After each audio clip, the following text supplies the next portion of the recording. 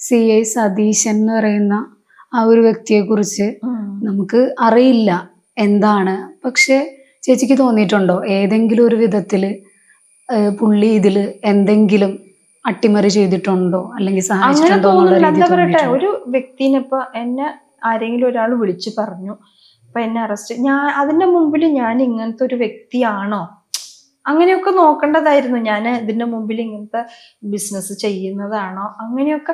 സത്യം പറഞ്ഞെങ്കിൽ എന്റെ ഫോൺ കോൾ പരിശോധിച്ചെങ്കിൽ തന്നെ അവർക്ക് അറിയാം ഞാൻ ഇതിലത്തോ ഇങ്ങനത്തെ ഒരു വ്യക്തി അല്ലാണ്. പക്ഷെ അവരതൊന്നും നോക്കിയില്ല. അവര് വന്നു കണ്ടു. പിന്നെ ഈ സാധനം പരിശോധിക്കാനുള്ള എന്തോ ഇതുണ്ടാവണം, അതൊന്നും ഉണ്ടായില്ല എന്നാ പറയുന്നത്. നമ്മുടെ കയ്യിൽ നിന്ന് പിടിച്ചെടുക്കണ ഇതിന് അപ്പൊ തന്നെ അവര് ടെസ്റ്റ് ചെയ്യണ പറയണത്.